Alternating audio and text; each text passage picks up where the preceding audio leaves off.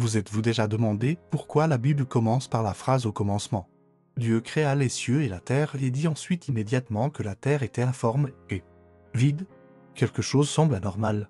Vous êtes sur le point de découvrir l'une des vérités les plus cachées et les plus évitées de la théologie. Ce n'était peut-être pas la première création. Peut-être que le monde dans lequel nous vivons est le résultat de quelque chose de bien plus grand. Quelque chose qui s'est effondré. Regardez-le jusqu'à la fin et votre vision de la création ne sera plus jamais là. Même si Dieu est parfait, pourquoi créerait-il quelque chose sans forme et vide? Pourquoi l'esprit planait-il au-dessus d'un abîme couvert de ténèbres? Était-ce l'état originel du monde ou la conséquence de quelque chose d'antérieur? Une chute? Une destruction? Un jugement? Plusieurs érudits soulignent que le verset 2 de la Genèse ne décrit pas la création, mais plutôt les ruines d'une terre antérieure. Une création qui a été annulée avant même qu'Adam n'existe. Cette théorie est connue sous le nom de gap, l'intervalle entre Genèse 1 sur 1 et 1h2. Selon ce point de vue, Dieu a créé les cieux et la terre parfaitement au commencement. Mais quelque chose s'est produit, quelque chose de si grave, de si profond, que cela conduit à juger cette création et à la plonger dans le chaos. Les mots hébreux utilisés dans ce texte renforcent cette hypothèse. Toutes les désolation et vide sont des termes liés au jugement divin dans d'autres passages de la Bible. Et si je vous disais qu'il existe d'autres passages dans les Écritures qui décrivent exactement cette même expression de Jérémie 4 sur 23, par exemple, utilise les mêmes mots pour décrire un pays dévasté par le jugement. Ésaïe 5h18 déclare que Dieu n'a pas créé la terre pour être vide. Quelque chose s'est produit entre le premier verset de la Genèse et le deuxième, quelque chose de si important qu'il a dû être caché, parce que peut-être ce monde n'est pas le premier. Dans 0,2 Pierre 3 sur 5, nous lisons à propos d'un monde ancien qui a péri par noyade dans l'eau. La plupart des gens associent ce passage au déluge de Noé. Mais le texte utilise des mots différents. Il parle d'un monde qui a été formé par la parole de Dieu, mais qui plus tard a péri. Il n'est fait aucune mention de l'arche, de Noé et d'animaux. Seulement de la destruction d'un monde entier. Cela soulève la possibilité que l'apôtre fasse référence à quelque chose d'encore plus ancien, une création antérieure à la nôtre. L'état de la terre, dans Genèse 1 sur 2, soulève également une autre question: pourquoi Dieu aurait-il tout créé dans les ténèbres et l'eau tout au long de la Bible? Les eaux profondes symbolisent le chaos, le jugement et l'absence de présence divine. Il est curieux que la première action de Dieu, avant même de créer la lumière, soit de planer au-dessus de cet abîme.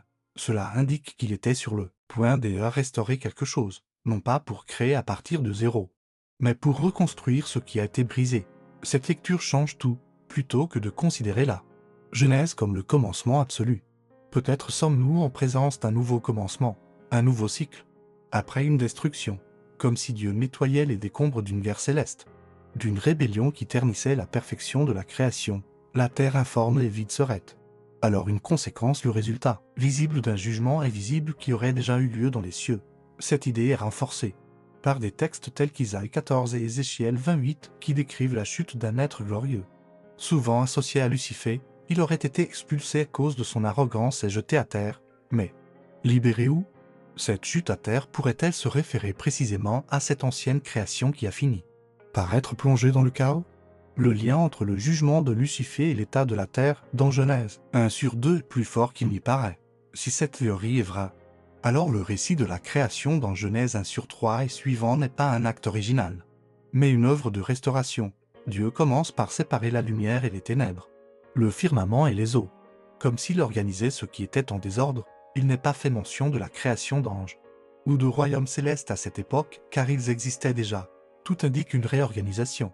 Un nouvel ordre imposé à un monde qui avait été brisé. En fait, le verbe hébreu utilisé dans Genèse 1 sur 1, bara créé, est différent des verbes utilisés dans les versets suivants, tels que Azafer et Yahar formé. Cela suggère que la création absolue a eu lieu au commencement, mais le texte continue ensuite à décrire une série d'ajustements, de mise en forme et de séparation. C'est comme si le Créateur recréait une scène détruite. Il ne crée pas à partir de rien, il reconstruit à partir des décombres. Le concept même de lumière apparaît avant la création du soleil. Le 4e jour, le soleil, la lune et les étoiles se forment. Mais la lumière existait déjà le premier jour. Quel genre de lumière est-ce? Beaucoup croient que c'est la gloire de Dieu. Mais d'autres suggèrent que cette lumière brillait déjà dans le monde précédent, et que l'acte divin était simplement de la restaurer après que les ténèbres eurent recouvert toute la création. une lumière qui existait avant notre histoire, et il y a quelque chose d'encore plus dérangeant. Si Dieu a défait une création, qu'est-ce qui a motivé ce jugement? La réponse se trouve peut-être dans les armées célestes, des anges tombés, des êtres qui ont transgressé les lois éternelles et une rébellion qui a ébranlé les fondations du ciel. Cette guerre aurait laissé des cicatrices non seulement sur le plan spirituel, mais aussi sur la création matérielle. Le monde a été touché par une bataille invisible. La Genèse que nous connaissons est le redémarrage après cette destruction. Cette hypothèse expliquerait également pourquoi Satan apparaît sur la scène sitôt au chapitre 3 de la Genèse. Sans aucune introduction, il était déjà là, il était déjà tombé, et sa haine pour l'homme pourrait venir du fait que l'homme a été placé comme héritier d'un monde que lui, Satan, a autrefois essayé de dominer. L'Éden ne serait pas seulement un beau jardin, mais le centre d'un territoire restauré qui serait désormais sous la domination d'une nouvelle création. L'homme, la jalousie, l'envie et la fureur de l'âme ne seraient pas seulement dirigés contre Dieu, mais aussi contre cette race qui s'est élevée après sa chute. L'homme a été créé à l'image de Dieu, doté de l'autorité sur la terre et d'une communion directe avec le Créateur. Tout cela a été perdu par Satan. La création restaurée devient alors une étape de conflit entre l'ancien rebelle et le nouvel héritier. Ce modèle biblique de destruction et de recréation ne se limite pas à la Genèse. Dans le déluge, par exemple, Dieu annule également l'ordre précédent et commence un nouveau cycle avec Noé.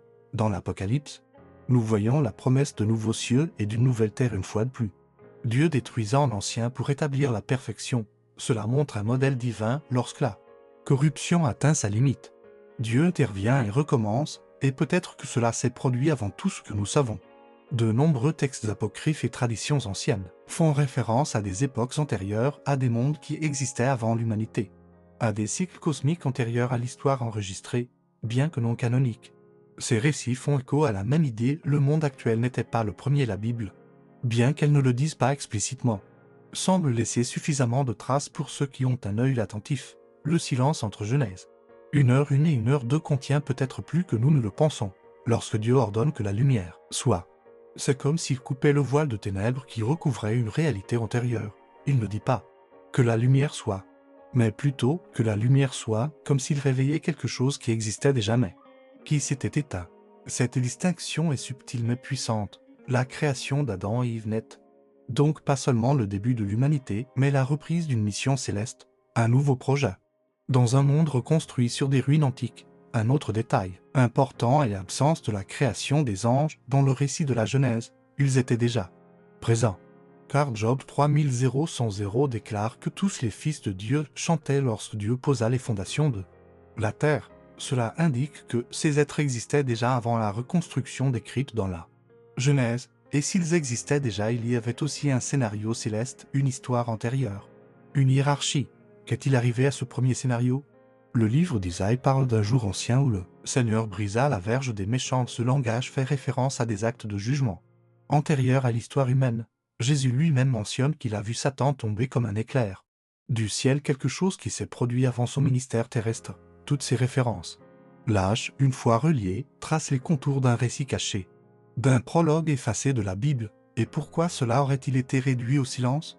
Peut-être parce que Dieu ne voulait pas que l'accent soit mis sur l'échec du passé, mais plutôt sur l'espoir du présent. L'homme a été créé dans un monde restauré pour accomplir une mission spirituelle, refléter l'image de Dieu et soumettre la terre. Mais si nous ne comprenons pas ce qui s'est passé avant, nous manquons la profondeur de ce qui est en train d'être restauré. La Bible ne se cache pas par hasard, elle invite les sages à chercher. Cette restauration apporte également un nouvel éclairage sur le concept de rédemption.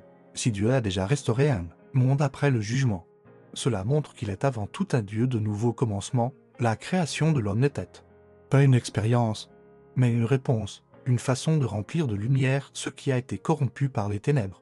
Les êtres humains ont été appelés à exercer leur domination sur la terre, en tant qu'autorité restauratrice, une mission qui va au-delà de la nature et les spirituels. C'est pourquoi il y a tant de conflits spirituels impliquant l'humanité. Le monde invisible nous observe, nous attaque et nous persécute, parce que nous faisons partie de quelque chose qui a commencé avant nous. L'homme est entré dans la scène d'une guerre déjà en cours, et l'Élie, vaincu à une époque antérieure, tente maintenant de détruire le nouveau projet de Dieu, non pas parce qu'il est fort, mais parce qu'il sait ce qui est en jeu. Chaque âme rachetée représente un morceau de cette ancienne création en cours de restauration. L'histoire de la Genèse est donc plus profonde qu'une simple création de plantes, d'animaux et d'un couple au paradis. C'est la reconstruction d'un scénario cosmique dévasté. 7. Le début d'un nouveau récit écrit sur des cendres célestes. Et chaque verset prend un poids nouveau. Lorsqu'il est compris comme faisant partie d'un plan divin de restauration et de justice, l'homme n'est pas le premier acte. Il est la seconde chance. La terre brisée nous rappelle alors que même ce qui est détruit peut être utilisé par Dieu. Il ne recommence pas parce qu'il a fait une erreur, mais parce qu'il a le pouvoir de tout refaire. Et c'est peut-être pour cela qu'il a permis que 16 traces demeurent dans les Écritures, pour qu'un jour, la vérité éclate au grand jour, non pas pour créer la peur, mais pour révéler que notre vocation est bien plus grande que ce que nous imaginons. Si nous comprenons qu'il y a eu une création antérieure, un jugement antérieur et une restauration, alors nous commençons à comprendre pourquoi les êtres humains ont un lien si profond avec l'Éternel. Il nous manque quelque chose que nous n'avons jamais vu. Nous portons dans nos âmes le désir d'un royaume qui existait peut-être même avant l'histoire humaine. Ce sentiment de vide, de recherche spirituelle, est peut-être l'écho d'une époque effacée mais pas oubliée, et cela explique aussi pourquoi tant de symboles anciens dans différentes cultures parlent de grandes catastrophes, d'époques antérieures et de civilisations qui ont été détruites, de l'Atlantide au déluge, des traditions sumériennes aux textes apocryphes. Un fil conducteur traverse toutes ces histoires, quelque chose de grand a été perdu. La Bible n'approuve pas ces versions, mais elle ne nie pas la possibilité d'un passé antérieur à l'humanité. Cela fait simplement taire et invite à l'enquête. La reconstruction du monde dans la Genèse est le signe le plus clair que Dieu n'abandonne pas ses œuvres, même après la chute des anges. Même face à la corruption d'un monde entier, il a quand même choisi de restaurer. Ce faisant, il a donné à l'humanité un rôle central, être des agents de lumière au milieu des ténèbres, héritier d'un projet interrompu mais pas annulé. Au final, ce qui est le plus effrayant, c'est de ne pas penser qu'il y a eu un monde antérieur. Ce qui est le plus effrayant, c'est de penser que nous vivons au-dessus de tout cela, et que nous n'avons aucune idée de ce qui s'est réellement passé.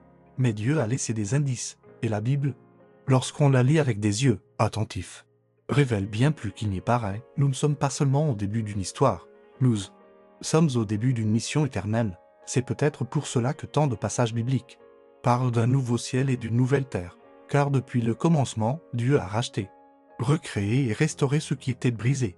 La création est cyclique, mais pas répétitive à chaque nouveau commencement. Il révèle davantage de sa gloire. Et maintenant, nous vivons la dernière étape avant, la restauration finale. Ce qui a été détruit auparavant sera complètement renouvelé, le but initial enfin accompli. Cette révélation n'est pas là pour dérouter, mais pour éveiller. Vous n'êtes pas un accident de la création, vous faites partie d'un plan éternel qui a commencé avant Adam, avant l'Éden, avant le temps. Un plan qui a été interrompu, réduit au silence et relancé. Et maintenant, Dieu compte sur vous pour poursuivre cette mission. En tant que témoin de lumière dans un monde né des ténèbres. Si cette vérité brûle dans votre cœur, laissez votre like. Abonnez-vous à la chaîne et activez la cloche. Et maintenant, nous avons un espace membre en devenant membre. Vous bénissez ce travail et nous aidez à continuer à produire du contenu édifiant et révélateur. Comme celui-ci, cliquez simplement sur le bouton devenir membre ci-dessous. À côté du bouton s'inscrire, faites partie de cette initiative et commentez ci-dessous. 2. Quelle ville regardez-vous cette vidéo ?